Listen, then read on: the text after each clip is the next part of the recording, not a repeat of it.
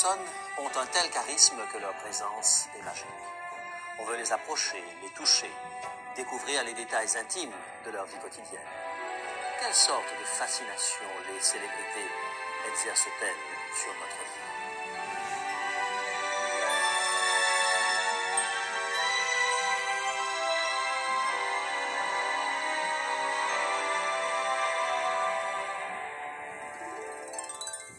Il est écrit, je suis José Élisée et je vous propose la solution à vos besoins les plus profonds, Jésus-Christ. Le message d'aujourd'hui s'intitule « Il vient ». Chaque matin, Frank se réveille avec le sourire de Marilyn Monroe sur un poster fixé à son plafond. C'est le poster d'un vieux film classique, un de ses précieux trésors. Lorsqu'il ouvre son placard, il choisit une paire de pantalons semblables à ceux que portait Warren Beatty dans An Affair to Remember. En se coiffant, il peut admirer sur sa commode les photographies dédicacées de Michelle Pfeiffer, Sandra Bullock et Brad Pitt, qu'il a commandées à leurs fan clubs respectifs. Frank saisit au vol sa caméra et traverse la ville pour se rendre dans un joli petit bistrot du quartier Westwood de Los Angeles.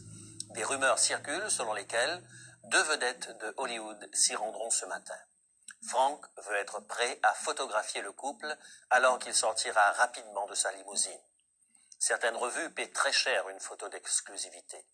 Frank fait la chasse aux célébrités. C'est l'essentiel de sa vie. Il est un paparazzi qui gagne sa vie en prenant des photos des étoiles du cinéma, difficiles à saisir sur le vif. Et il le fait pour une seule raison. Des millions de personnes veulent voir ces photos. Des millions de gens veulent acheter les revues et les journaux qui les exhibent. Les stars ne sont pas seulement célèbres, elles possèdent une personnalité magnétique. Quelquefois, elles sont créées de toutes pièces, jaillies d'un écran de cinéma. Mais elles exercent une puissante attraction. Elles attirent les gens. Ils veulent entrer dans l'intimité de leur vie. Ils veulent être là où ils sont. Les célébrités comblent une sorte de vide dans leur vie. La plupart d'entre nous menons une vie sans histoire, terne, anonyme, voire même ennuyeuse. Par contre, les stars existent, vivent dans un imaginaire bien présent. Ceux qui se sentent mal aimés imaginent parfois une vie plus belle, en compagnie d'une célébrité. Cela les valorise. Ils croient pouvoir combler le vide de leur existence par cette présence magique. Alors ils s'habillent comme le capitaine Kirk de Star Trek, où ils épanchent leurs états d'âme dans des lettres enflammées à John Travolta, ou bien ils refusent de croire qu'Elvis Presley est mort. Il est certain que nous ne pouvons avoir une vraie relation avec une vedette. Les vedettes ne veulent pas de nous dans leur intimité. Et même si cela était, nous serions probablement déçus par la vie chaotique de certaines d'entre elles. Voyez-vous, les célébrités se donnent un mal fou pour préserver leur intimité, cachées derrière leur garde de corps, leur haute clôture et leurs lunettes de soleil. Elles doivent se donner un mal de chien pour préserver leur vie privée. Aussi, lorsque nous nous sentons mal aimés, lorsque nous avons le sentiment de n'être rien, les célébrités ne peuvent pas grand-chose pour nous. Leur présence imaginaire nous semble magique. Elles dégagent un puissant magnétisme, mais elles sont inaccessibles. Elles demeurent de simples posters fixés par des punaises au plafond de nos chambres. Mais il est une exception, une très remarquable exception, et c'est de cette vedette dont je veux vous entretenir aujourd'hui. Je vais vous parler d'une célébrité très différente. C'est une figure charismatique mondiale qui a de nombreux fans. Sa vie exceptionnelle a été rapportée dans une multitude de livres et portée des milliers de fois à l'écran. Les gens parlent sans cesse de lui. Qui n'a pas rêvé de toucher son idole? Cette célébrité pouvait toucher un lépreux et le guérir, effleurer un mort et le ressusciter. Sommes-nous fascinés par la puissance du verbe de nos idoles? Cette célébrité tenait des foules immenses en haleine lorsqu'elle ouvrait la bouche. Ce fut la personnalité la plus charismatique de toute l'histoire de l'humanité. Tout le monde voulait l'approcher, tout le monde voulait le toucher. Parfois, il a dû s'éclipser car la foule devenait incontrôlable. Mais cette célébrité est plus qu'un poster sur le mur. Il ne se contentera pas de vous envoyer un poster dédicacé et le planning de ses tournées lorsque vous lui parlerez d'amour. Écoutez les paroles de cette célébrité dans l'évangile de Jean, au chapitre 14, les versets 2 et 3. On y décrit ici les relations personnelles qu'il désire établir avec vous. Jean, chapitre 14, les versets 2 et 3.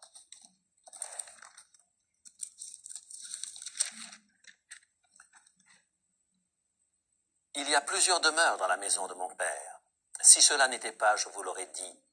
Je vais vous préparer une place. Et lorsque je m'en serai allé, et que je vous aurai préparé une place, je reviendrai, et je vous prendrai avec moi, afin que là où je suis, vous y soyez aussi. C'est ainsi que Jésus-Christ s'adresse à ses disciples. À la veille de son retour vers son Père céleste, vers ce lieu empreint d'une gloire inimaginable, un endroit dont nous ne pouvons que rêver de visiter. C'est le lieu d'habitation légitime de Jésus. Le Fils bien-aimé a témoigné durant sa vie terrestre d'un amour sans faille. Il a fait montre d'un parfait amour. Il est du ciel, où tout n'est que beauté et splendeur. Et ce Jésus se tourne vers ses disciples, des hommes fragiles, aux habitudes humaines.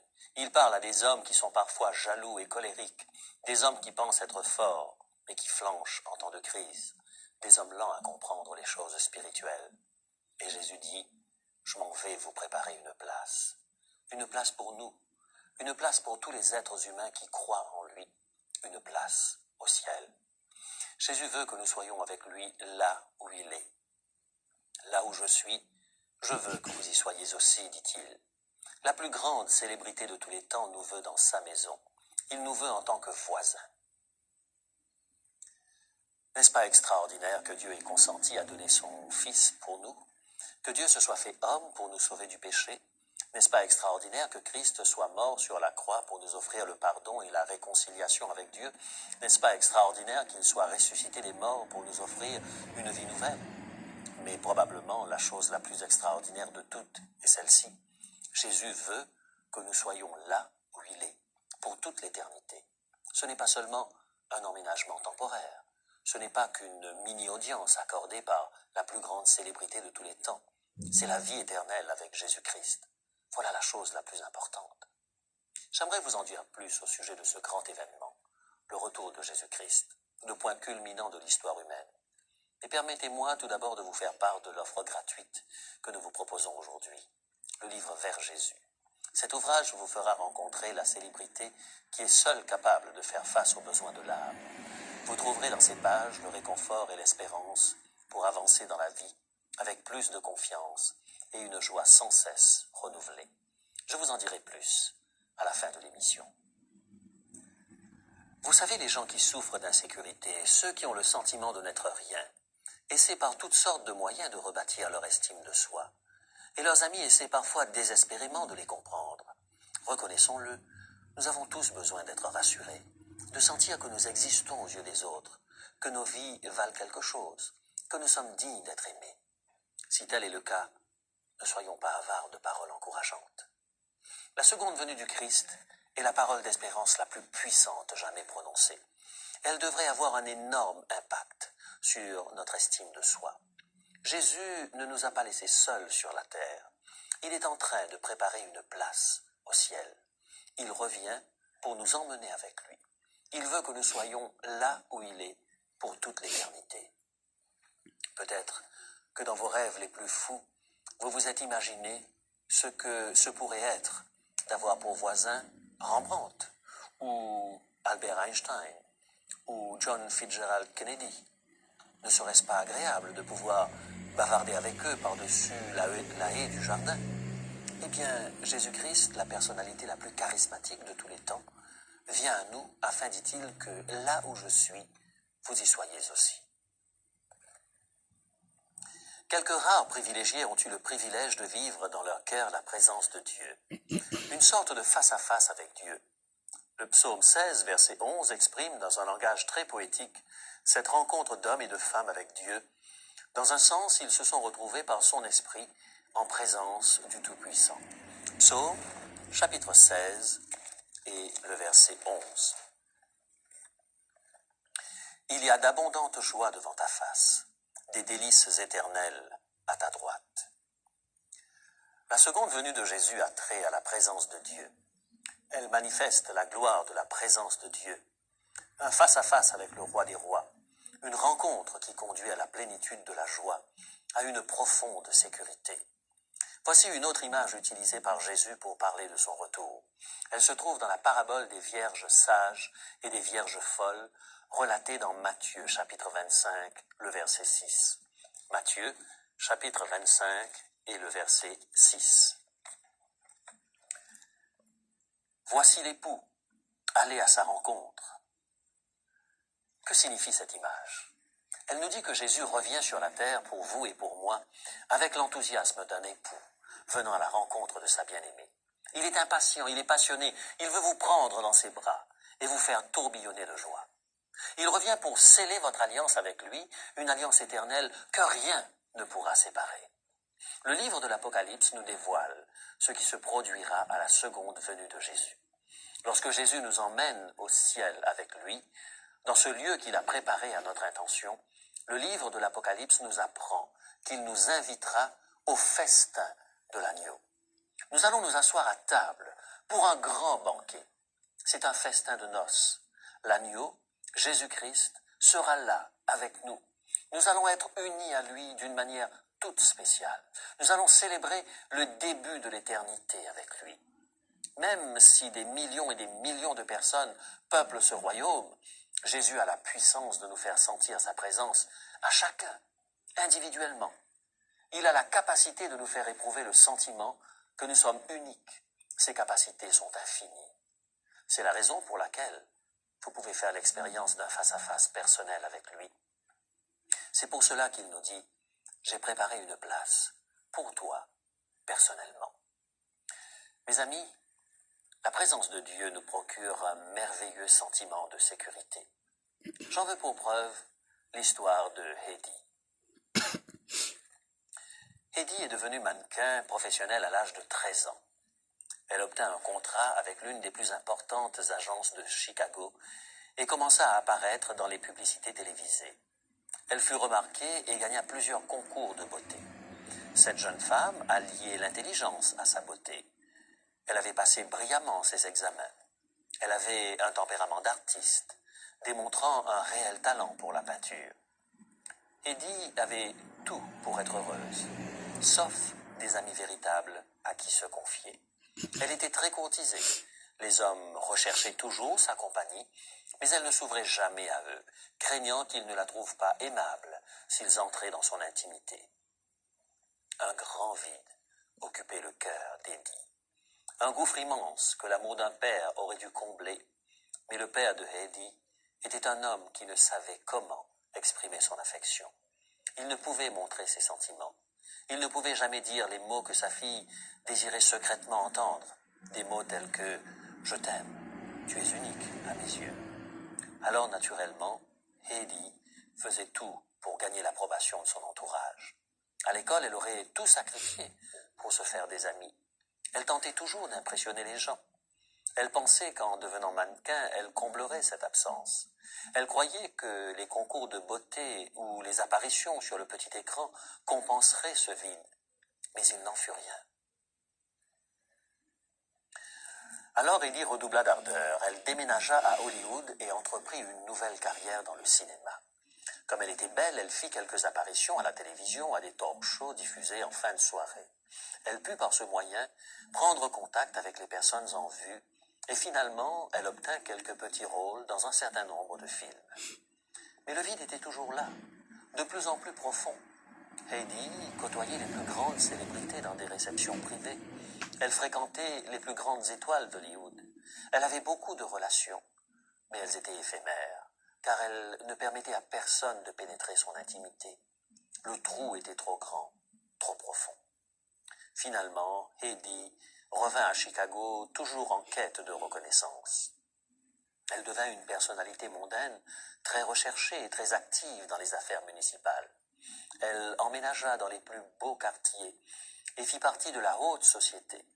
Encore plus de célébrités, plus de relations. Mais rien ne pouvait combler ce vide de son cœur. Le besoin de plaire à tout prix ne la quittait jamais. Finalement, complètement épuisé par ce combat, Heidi et l'un de ses compagnons tentèrent de se suicider. Ils jetèrent leur voiture lancée à toute vitesse contre un mur de briques. Eddie survécut à son accident, et tandis qu'elle se remettait de ses blessures à l'hôpital, une infirmière lui parla d'un autre idéal, d'une autre célébrité, Jésus-Christ. Eddie commença à mieux le connaître. Cet homme pouvait lire dans les cœurs de ceux qui l'entouraient, et cependant, il les aimait inconditionnellement. Très remarquable. Eddie décida de donner sa vie à ce sauveur. De plus, elle découvrit autre chose à son propos. Elle découvrit qu'il pouvait être présent, réellement présent dans sa vie. Quelque chose qu'elle n'avait jamais connu avec tous ceux qu'elle avait fréquentés. Écoutez Eddie le raconter avec ses propres mots. Je ne cessais jamais de me répéter « Je ne peux pas le croire, Seigneur, je ne peux pas le croire ». Ce que j'avais toujours demandé et attendu en vain de mon Père, c'était cet amour inconditionnel que je découvrais en Dieu le Père. Je pouvais sentir la présence d'un Père aimant, là, dans ma chambre, me disant silencieusement « C'est très bien, Eddie, tu n'as pas à te battre, tu n'as pas besoin d'être une étoile pour gagner mon amour et mon approbation. Ils te sont déjà acquis. Tout ce après quoi tu as toujours couru. Je suis ton Père, Eddie, et tu es chez toi, enfin. » Étendu là, dans cette chambre d'hôpital, Eddie pouvait difficilement parler à cause de ses nombreuses blessures. Mais d'une voix qu'elle appelait sa voix de grenouille, elle voulait crier au monde entier « Je l'ai trouvé, je l'ai enfin trouvé, ce que le monde recherche. » Quoi d'autre pourrait remplir le vide dans la vie de nos contemporains, si ce n'est la présence de Dieu? Dieu réellement présent avec nous. Nous pouvons tout tenter, nous pouvons passer notre vie à essayer de combler ce vide avec des substituts, mais ils s'évanouissent et nous serons encore passés à côté de l'essentiel. La seconde venue du Christ, c'est Jésus présent avec nous. C'est l'assurance ultime dont nous avons besoin. Je reviens, je veux que vous soyez là où je suis. Là se trouve la sécurité. Cette venue de Jésus n'est pas un événement mystique. Elle n'est pas quelque chose d'imaginaire. Elle ne se produit pas dans le cœur des gens pieux uniquement. Elle est très réelle. Paul nous le dit clairement dans sa première épître aux Thessaloniciens, au chapitre 4, les versets 16 et 17. La seconde venue du Christ est le point culminant de l'histoire humaine. C'est un événement littéral. Écoutez ces paroles. 1 Thessaloniciens, chapitre 4 et les versets 16 et 17. Car le Seigneur lui-même a un signal donné, à la voix d'un archange et au son de la trompette de Dieu, descendra du ciel et les morts en Christ ressusciteront premièrement. Ensuite, nous les vivants qui serons restés, nous serons tous ensemble enlevés avec eux sur les nuées, à la rencontre du Seigneur dans les airs, et ainsi nous serons toujours avec le Seigneur. Ainsi nous serons toujours avec le Seigneur. Quelle parole puissante! Nous irons réellement au ciel avec lui. Il ne s'agit pas d'un endroit que nous avons imaginé dans nos têtes. Nous allons être enlevés sur les nuées pour commencer notre voyage avec lui, vers le lieu qu'il a préparé pour nous. Le livre de l'Apocalypse nous en donne une description vivante au chapitre 12, le verset 7. Apocalypse, chapitre 12 et le verset 7. Voici, il vient avec les nuées, et tout œil le verra. Oui, tout œil le verra. Vous le verrez. Que d'émotions vous transporteront en ce moment unique. Est-ce celui que vous avez tant attendu? Est-ce celui avec qui vous avez tissé des liens intimes? C'est toute la différence entre une célébrité humaine et Jésus-Christ. Notre relation avec une célébrité est à sens unique. Nous ne vivons pas dans son monde. Elle ne demeure qu'une affiche sur le mur. Il lui est impossible de se soucier de tous ses admirateurs. Elle ne peut transformer les laissés pour compte en personnalités importantes. Mais Jésus est très différent. Nous pouvons entretenir une relation personnelle avec lui, dès maintenant. nous pouvons faire l'expérience de sa présence dans nos cœurs dès maintenant. Il peut prendre soin de nous, il peut aimer, il peut remplir le vide de nos cœurs.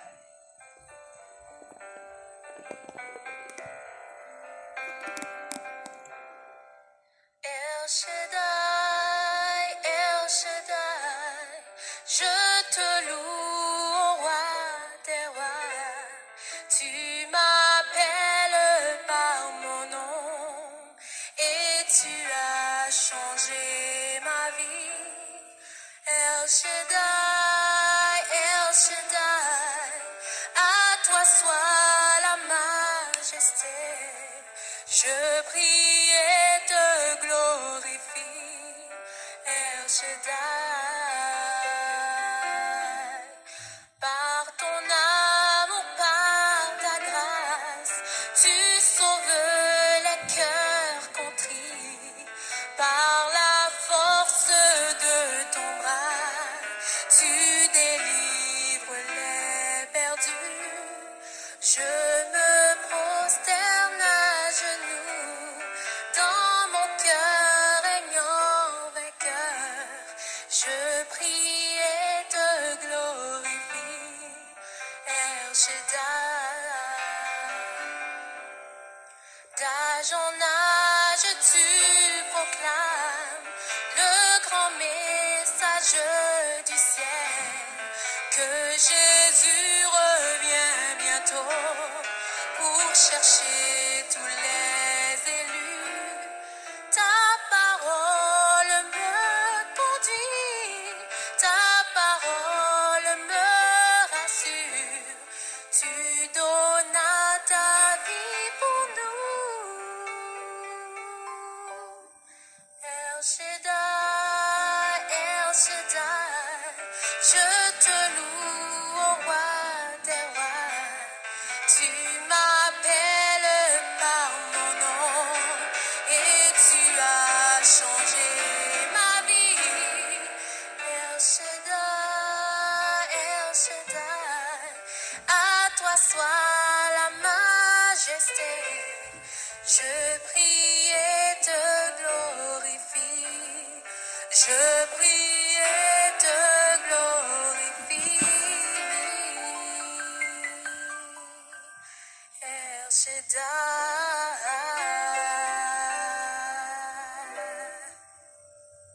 Merci, Fabiola. Voulez-vous être prêt pour le retour de Jésus? Voulez-vous qu'il vous prépare une place dans la maison de son Père? Voulez-vous attendre avec impatience ce face-à-face avec lui? Alors, entretenez dès maintenant une relation personnelle et honnête avec lui. Laissez-le plonger son regard au plus profond de votre être. Laissez tomber vos défenses. Abandonnez tout à ses pieds, alors que nous prions. Tendre Père, ta présence apporte la plénitude de la joie. Et nous avons besoin de ta présence. Nous avons besoin de toi dans nos vies. Nous avons essayé par tous les moyens de combler ce vide intérieur, mais enfin. Aussi nous venons à toi comme un enfant vient à son Père. Nous te donnons tout notre être. Pardonne-nous nos erreurs. Recrée-nous à ton image, Seigneur.